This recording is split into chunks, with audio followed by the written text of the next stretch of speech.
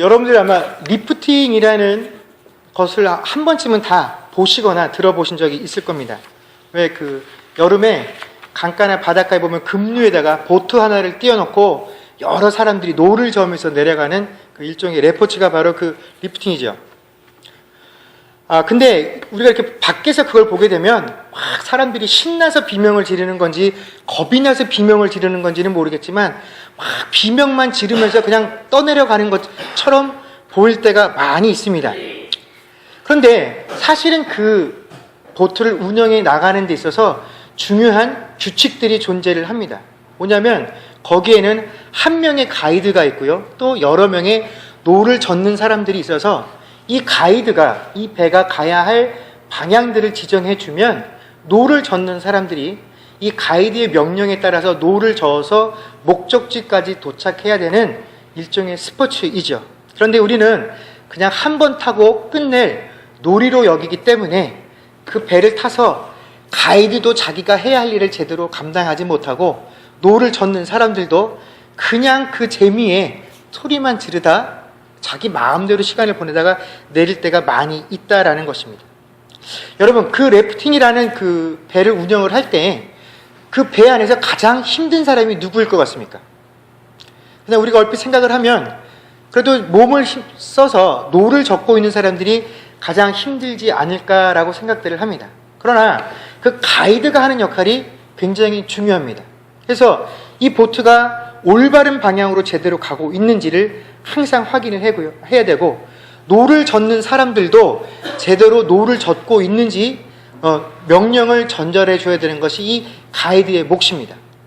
또 굽이친 곳을 통과할 때는 어느 쪽에 노는 쉬고 어느 쪽은 노를 더 빨리 젓고, 또 노를 젓느라고 그 사람들이 보지 못하는 장애물까지도 가이드는 먼 곳까지도 보고 저곳에 장애물이 있으니까 피하자라고 이런 모든 돌발 상황에 대해서 코치를 해줄 수 있는 역할까지도 해야 됩니다.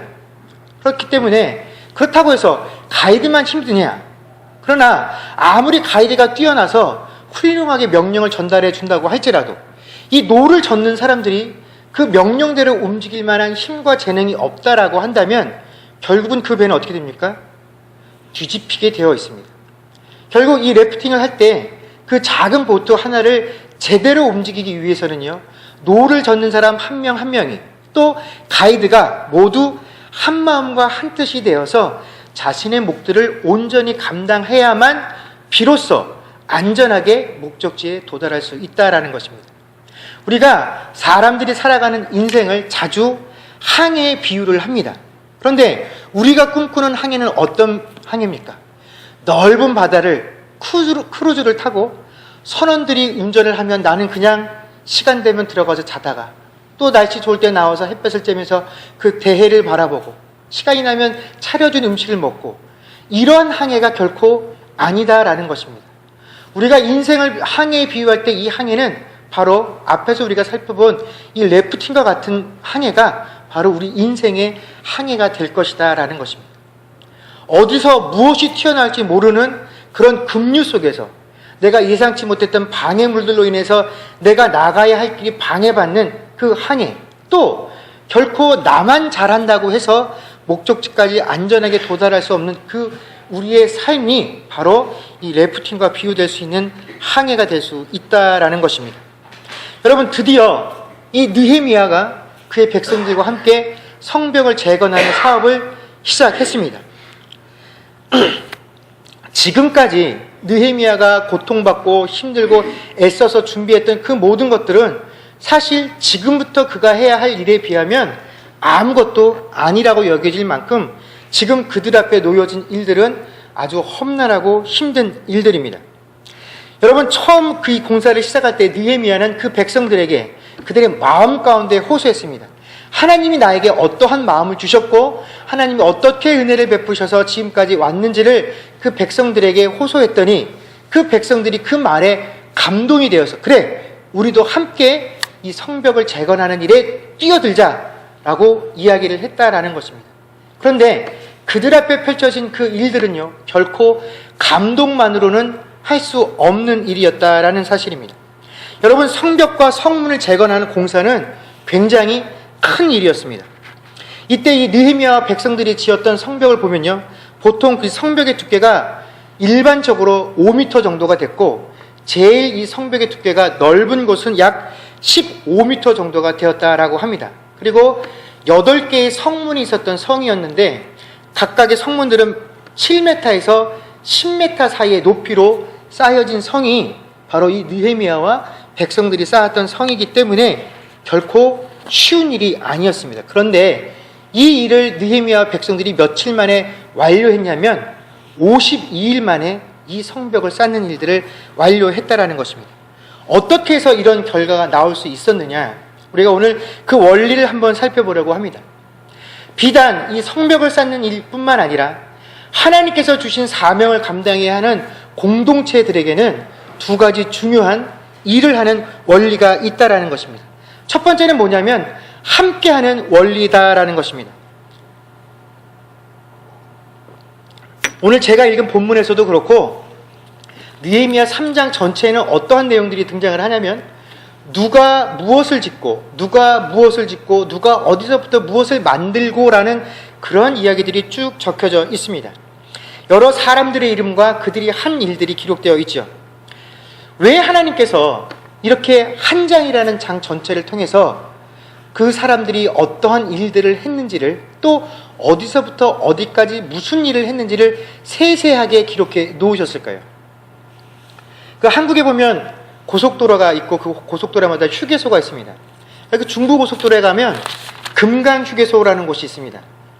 그 금강휴게소에 가면 그 휴게소 맞은편에 큰 돌로 만든 비석이 하나 있습니다.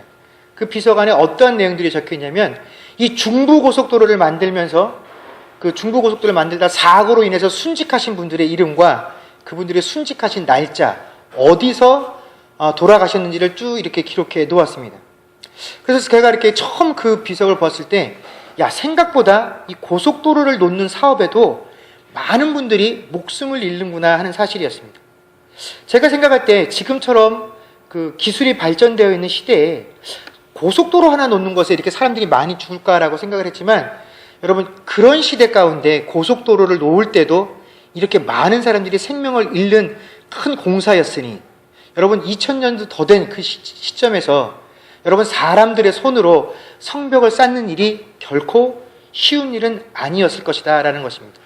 그렇다면 그 사람들의 공로를 기억하기 위해서 돌비를 세우는 것과 같이 하나님께서도 사람들의 수고와 노력을 기억하게 하시기 위해서 이 성경책에 그들의 이름과 한 업적들을 적어 놓았느냐?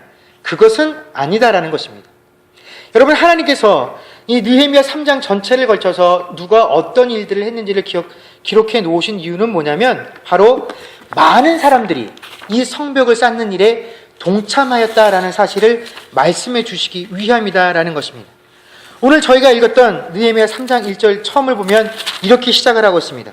그때의 대제사장 엘리야십이라고 시작을 하는데, 그때란 바로 어느 때냐면 느헤미야와 백성들이, 야, 하나님께서 우리에게 감동을 주셨으니 우리가 성벽을 쌓자라고 마음의 작정을 하고 이것을 실제 행동으로 옮겨야 하는 바로 그 시점, 바로 그 처음에 발을 떼야 할 그때를 바로 말씀하고 있는 것입니다. 그때 처음으로 나서서 이 성벽을 쌓은 사람들이 누굽니까?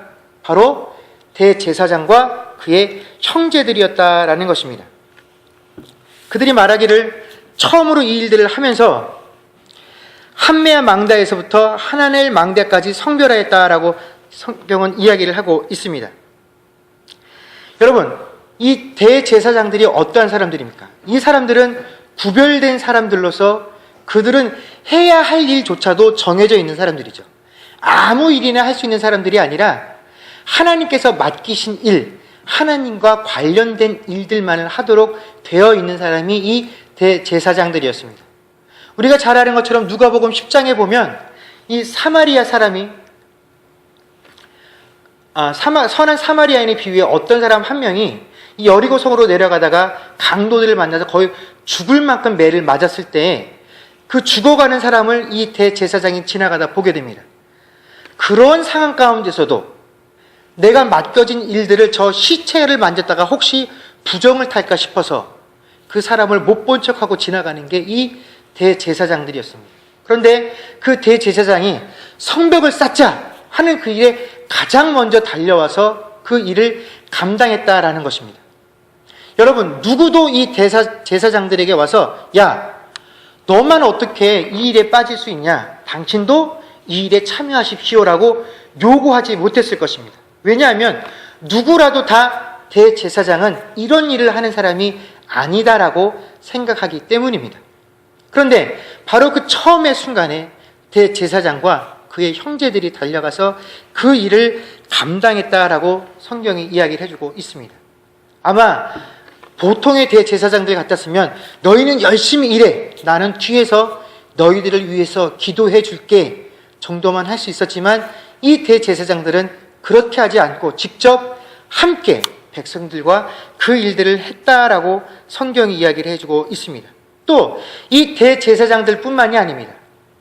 귀족들도 함께 이 공사하는 일에 참여했다라고 성경은 이야기를 하는데요. 3장 9절과 3장 12절 말씀을 보면 각각 예루살렘 지방 절반을 다스리고 있는 후루의 아들 르바야와 또 나머지 절반을 다스리고 있는 할로에스의 아들 살룸과 그 딸들이 이 성벽을 재건하는 일에 함께 동참했다라고 성경은 이야기를 하고 있습니다. 여러분, 원래 귀족들은 어떤 사람들입니까? 명령하는 데 익숙한 사람들이죠. 자신의 몸을 움직이는 데 익숙하지 않은 사람들입니다.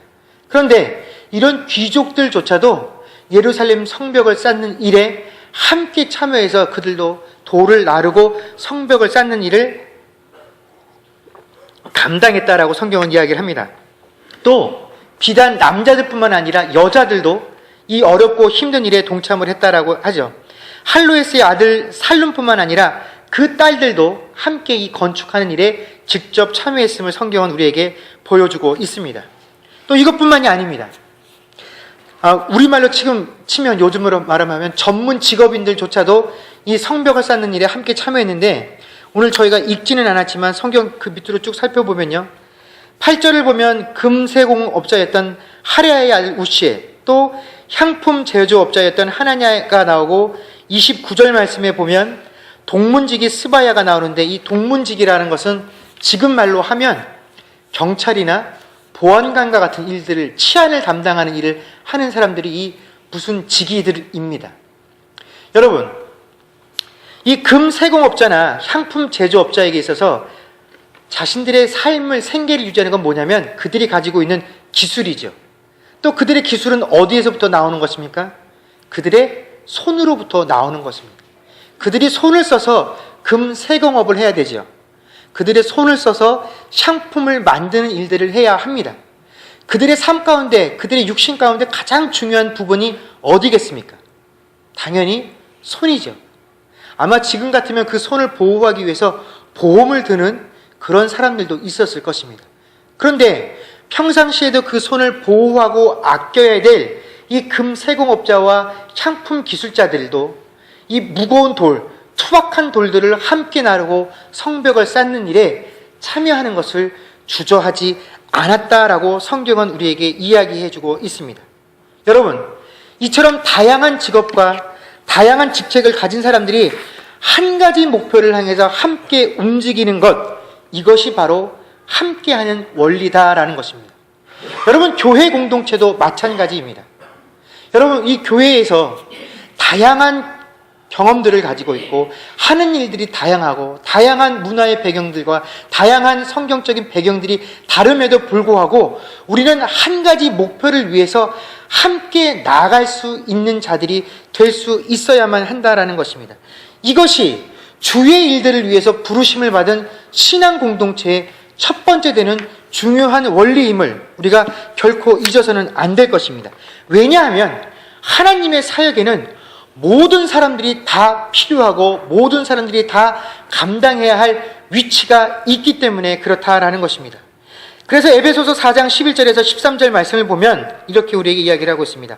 어떤 사람은 사도로, 어떤 사람은 선지자로, 어떤 사람은 복음 전언자로, 어떤 사람은 목사와 교사로 삼으셨으니 이는 성도를 온전케 하며 봉사의 일을 하게 하며 그리스도의 몸을 세우려 하심이라. 우리가 다 하나님의 아들을 믿는 것과 아는 일에 하나가 되어 온전한 사람을 이루어 그리스도의 장성한 분량이 충만한 데까지 이르리니라고 되어 있습니다. 뭐라고 말씀하고 계십니까? 우리가 그 모든 것에 하나가 되는 것들이 필요하다라고 성경은 우리에게 요구를 하고 있습니다. 여러분, 우리 세상에서는요, 흔히 공동체가 어떠한 목표를 감당하기 위해서 가장 중요한 것이 무엇이냐라고 손을 꼽냐면 바로 리더십을 꼽습니다. 그래서 그 리더십에 주목을 하고 어떻게 하면 그 리더십들을 개발할 것인지에 대해서 집중하고 있습니다. 또 아마 서점에 가서 보시면 리더십에 관련된 많은 책들을 접하시게 될 것입니다. 그 책들을 사서 보면서 내 자녀들에게 읽히면서 너도 세상 가운데서 이런 리더십을 갖춘 리더가 되라라고 요구를 하실 것입니다. 그러나 성경은 우리에게 리더가 되라고 요구하지 않습니다. 성경은 우리에게 하나가 되라고 요구하고 계시고 그 하나가 되는 일에 네가 더욱 힘쓰라라고 요구하고 계신다라는 것입니다. 여러분, 만약에 대제사장이 자기가 리더가 되기를 원했다면, 여러분 만약에 그 나라를 다스리고 있었던 귀족들이 리더가 되기를 원했다면 결코 52일 만에 성벽을 재건하는 그 일들은 감당할 수 없었을 것이다 라는 것입니다. 여러분, 특별히 이 신앙 공동체 가운데 아무리 훌륭한 리더가 있어서 리더십을 발휘한다고 할지라도, 여러분 심지어 예수님께서 우리 주님의 교회라는 이 한 지역교회의 리더가 되어주시고 가이드가 되어주신다고 할지라도요, 여러분 여기에 속한 우리 한 명 한 명들이 하나가 되고자 하는 그 마음들, 이 함께하는 원리들을 우리의 것으로 인정하지 못하면 여러분 그 신앙 공동체는 절대로 하나님께서 맡겨주신 일들을 감당할 수 없다라는 사실을 우리가 알아야 할 것입니다. 여러분, 하나님의 나라는 결코 한두 명의 사람들로 세워지고 만들어져 가는 것이 아니다라는 것입니다. 여러분, 2013년 한 해 동안 특별히 우리 교회가, 하나님께서 우리 교회가 허락하신 그 일들을 감당할 때 이 모든 일들을 우리가 함께 하겠습니다 하는 그 함께하는 원리로 감당할 수 있는 저와 여러분이 되기를 주의 이름으로 간절히 축원합니다. 두 번째로, 하나님의 공동체가 꼭 알아야만 하는 원리는 손해를 보는 원리입니다. 여러분, 우리가 공동체가 함께 모여서 여러 사람이 함께 일을 할 때 협력이 필요하다는 것을 누구라도 다 잘 알고 있습니다. 특별히 교회에서 어떤 일을 할 때에는 우리도 또 밖에 있는 세상 사람들도 교회에서 사람들이 모여서 일할 때는 아무런 불협화음도 없이 모든 것이 다 잘 될 것이다 라고 생각들을 합니다. 왜냐하면 교회에 있는 사람들은 다 뭐로 일하기 때문에요? 사랑으로 일한다라고 생각을 하기 때문에 그렇다라는 것입니다. 그러나 우리가 솔직히 말해서 교회에서조차도 협력을 하는 것은 그렇게 쉽지가 않죠. 여러분, 왜 사람들이 모여서 함께 일할 때 협력들이 잘 되지 못할까요?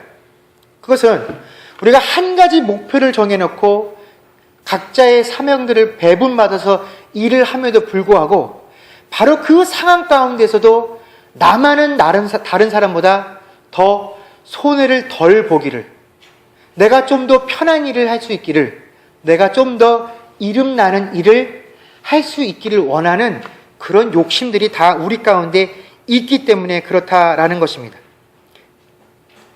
그렇기 때문에 여러분, 우리가 협력이 온전하게 이루어지기 위해서는 그 일에 참여하는 모든 사람들이 다 어떤 마음을 품어야 합니까? 내가 손해보리라. 이 내가 손해보리라 라는 마음으로 임해야 그 협력이 완벽해질 수 있다라는 것입니다. 여러분, 제가 앞에서도 말을 했지만 이 느헤미야가 쌓았던 성에는 모두 8개의 성문이 존재를 했습니다. 그 성문은 각각의 의미가 있고 하는 용도가 다 다르게 정해져 있었습니다. 양문이나 샘문과 같은 문은요, 그 양의 문은 어떤 문이냐면 그 성전에서 쓰일 그 제물들이 출입하는 그런 문입니다. 그런 문을 양문이다라고 부르고요. 또 샘문은 어떤 문이냐면 그 예루살렘 성 안에 있는 사람들이 먹고 마실 물을 공급하는 그 물들만이 드나들 수 있는 문이 샘문입니다. 여러분, 이런 양문이나 샘문은 귀하고 청결해야 하기 때문에 공사도 어떻습니까? 깨끗하고 좋은 환경 가운데서 또 하나님께 드려질 제물들이 드려지기 때문에 어떻습니까? 훨씬 좋은 환경 가운데서 만들어져야만 합니다. 그리고 출입하기도 편하게 되어 있고요. 그래서 아무래도 다른 문보다는 성벽을 쌓을 때 조금 더 용이하게 만들 수 있는 문입니다. 거기에 비하면 14절에 보면 분문 쪽에서 성벽을 재건하는 사람들도 있었는데, 여러분, 분문이 어떤 문이겠습니까? 그 예루살렘 성 안에서 사람들과 동물이 만들어 놓은 배설물을 출입하는 문이 바로 이 분문입니다. 또 어문이라는 문이 있습니다. 이 어문은 어떤 문이냐면 그 예루살렘 성 안에 쓰이는 생선류 있죠. 이 생선류만이 드나들 수 있는 통로가 어문입니다. 여러분, 몇백 년 동안 이 성 안에서 이 길로만 오줌똥이 드나들고 이 길로만 생선이 들어다녔다고 한번 생각들을 해보십시오. 여러분, 비록 그 자리가 다 무너져서 폐허가 되었겠지만 그 자리가 어떻겠습니까? 냄새가 진동을 했겠죠.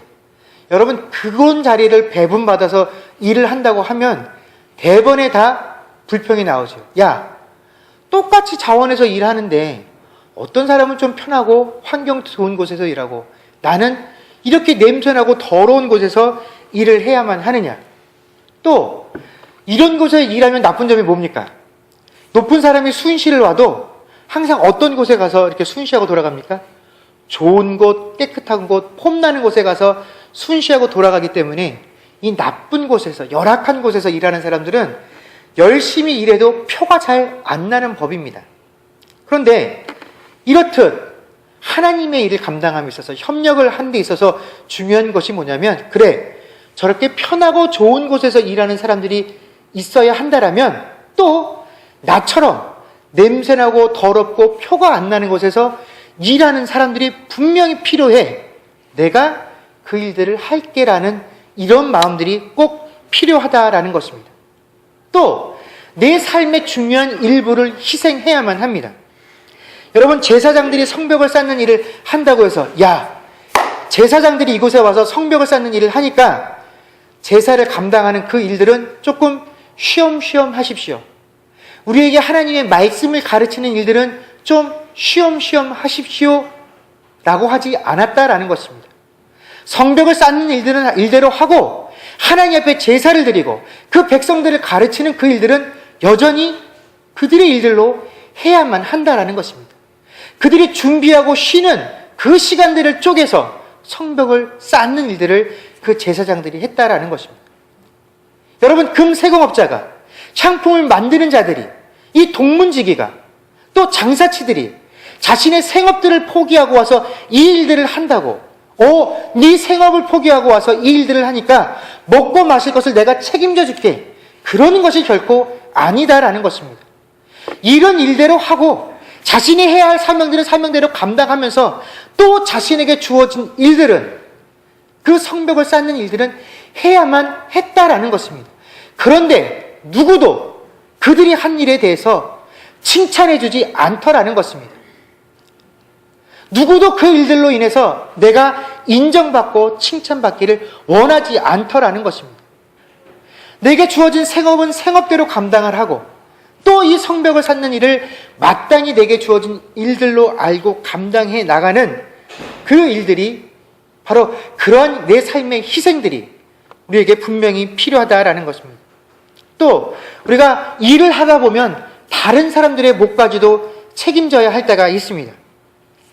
여러분, 우리가 앞에서 함께하는 원리에 대해서 이야기를 했지만 모든 사람이 100% 다 그 일에 참여하는 것은 아닙니다. 오늘 본문 말씀에도 보면 3장 5절에 어떻게 되어 있냐면요, 그 다음은 드고아 사람들이 중수하였으나 그 귀족들은 그들의 주인공들의 공사를 분담하지 아니하였으며 라고 성경이 이야기를 합니다. 드고아 사람들이 있었는데 일반 백성들은요, 자신들이 감당해야 할 일들을 시작을 하고 온전히 감당을 했다라고 성경이 이야기를 합니다. 그런데 그 드고아 지방의 귀족들은 자신들이 감당해야 할 일들을 거절하고 그 일들을 하지 않았습니다. 여러분, 한 사람이 해야 할 일을 누군가가 거절하게 되면 그 일이 없어지는 것이 아니죠. 어떻게 됩니까? 다른 사람에게로 전가되어지는 것 뿐입니다. 여러분, 마찬가지로 이 드고아의 귀족들이 자신들이 해야 할 일을 감당하지 않게 되자 그 일들을 또 다른 누군가가 감당하게 되는데 누가 있냐면 27절입니다. 그 다음은 드고아 사람들이 한 부분을 중수하여 내민 큰 망대와 마주대한 곳에서부터 오벨 성벽까지 이르렀느니라 라고 되어 있습니다. 결국은 드고아에 있는 사람들은요, 그냥 일반 평민들은 원래 5절 말씀에 나온 것 같은 자신들에게 주어진 일들을 하고 드고아의 귀족들이 감당해야 할 그 일까지도 다른 드고아 사람들이 하게 되었다라는 것입니다. 여러분, 모든 사람들이 함께 모여서 일할 때 그냥 손 한 번만 도와주면, 내밀어주면 참 편하고 좋을 것 같은데, 저게 저 사람의 몫인데 그 일들을 하지 않고 지나가는 그 사람들을 보게 되면 우리의 마음속에 누구라도 다 어떤 마음이 듭니까?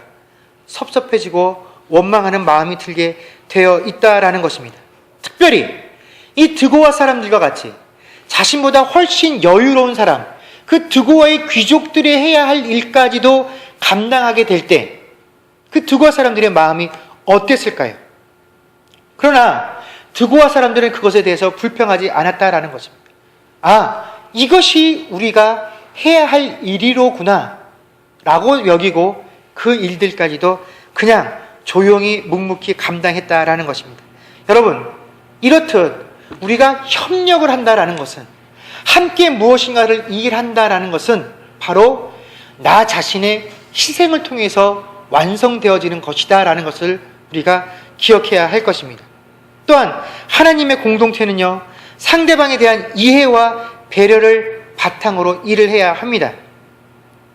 여러분, 느헤미야는 사역의 현장을 약 40군데로 이 구역을 구별해서 이 구역마다 사람들이 일할 수 있도록 배분을 해어줬습니다.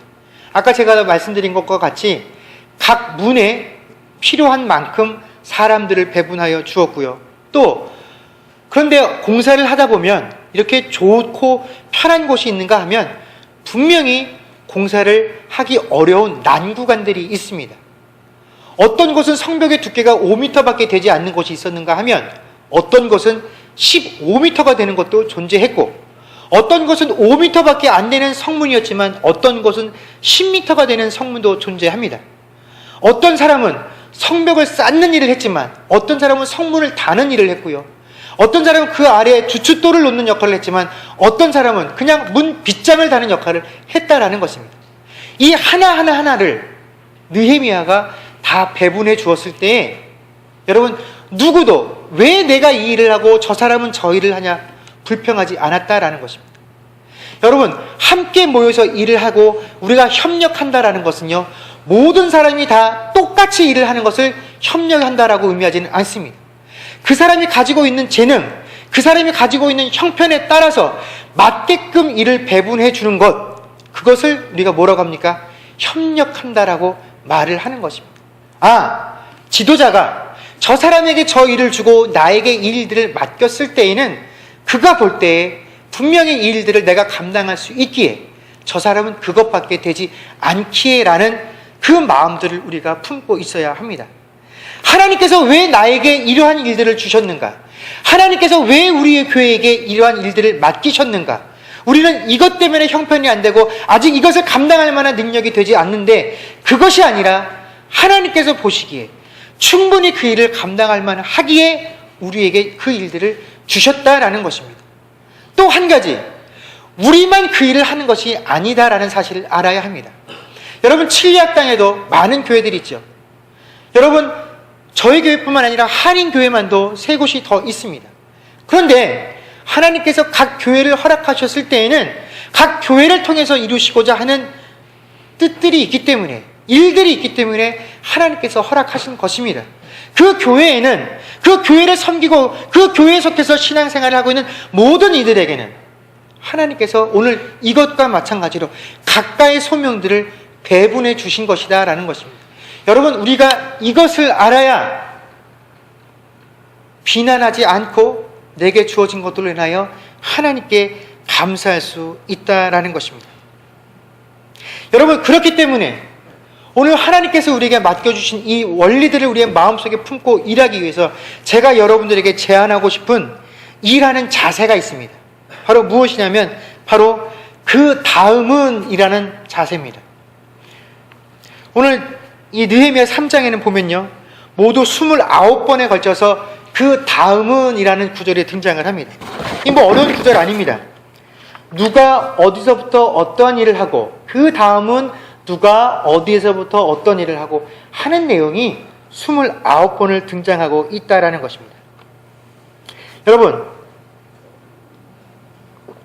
아무리 사람이 많아도요, 함께 모여서 일할 때 힘든 게 뭐냐면 첫 번째 스타트를 끊는 일입니다. 아무리 좋은 비전들을 가지고 아무리 좋은 계획들을 가지고 이것들을 합시다라고 말을 할 때 누군가가 제가 먼저 스타트를 끊겠습니다, 제가 먼저 할게요 라는 사람이 없으면 참 그 일을 시작하기가 어렵습니다. 그런데 여러분, 이 첫 번째를 시작하는 것보다 더 힘든 게 뭐냐면 바로 그 다음을 정하는 일입니다. 한 번은요, 자원하는 마음으로 할 수 있습니다. 그래, 이번 한 번은 내가 할게. 한 번만 하는 것이라면 할 수 있습니다. 그런데 그 다음을 받쳐주는 사람이 없으면 어떠한 일도 완성되어질 수 없다라는 사실을 알아야 합니다. 대제사장과 그의 형제들이 첫 번째로 그 일을 끊었다고 할지라도 그 다음을 이어서 해줄 사람들이 주어진 일들을 감당하기를 원치 않고 또 나서지 않으면 어떠한 일도 완성되어질 수 없다라는 것입니다. 특히 첫 번째 있는 사람들이 고생하는 것을 보게 되면, 힘들다라는 것을 알게 되면 그 두 번째 사람들, 그 다음에 있는 사람들이 주저주저하게 되어 있습니다. 그래서 그렇지만 우리 교회만큼은 우리가 함께 모여서 신앙 공동체로 주님께서 맡겨주신 일들을 감당할 때는 우리가 서로 그 다음은 제가 하겠습니다 라고 고백할 수 있는 저와 여러분이 되기를 소망합니다. 그 다음은 하나님 제가 하겠습니다. 그 다음번은 제가 맡아서 하겠습니다. 그 다음번은 바로 접니다 라는 고백으로 일할 때 우리 가운데 원망함 없이 바로 함께 일하는 원리, 또 내가 손해보는 그 원리에 충실하여서 하나님의 나라를 세워갈 수 있을 것이다 라고 생각을 합니다. 여러분, 이제 말씀을 맺겠습니다. 고린도전서 12장 12절 말씀에 보면요, 이런 말씀이 있습니다. 몸은 하나인데 많은 지체가 있고 몸의 지체가 많으나 한 몸임과 같이 그리스도도 그러하니라 라고 되어 있습니다. 여러분, 우리는 주님의 교회의 각 지체들입니다. 그러나 동시에 바로 우리 한 사람이 주님의 교회입니다. 그렇기 때문에 우리 안에서는요, 누가 더 높고 낮음도 없고 누가 더 중요하고 덜 중요해 차이도 없다라는 것입니다. 단 하나만 모자라도 우리는 뭡니까? 정상이 아닙니다. 단 한 군데 작은 곳만 아파도 전체가 아픔을 느끼는 것, 바로 이것이 신앙 공동체의 모습인 것처럼 여러분, 우리 안에 함께하는 원리를 뿌리내리고 우리가 일할 때마다 손해보는 원리를 원칙으로 삼아 그 다음은 제가 감당하겠습니다라는 고백으로 일할 수 있는 저와 여러분이 될 수 있기를 주의 이름으로 간절히 축원합니다. 기도하겠습니다.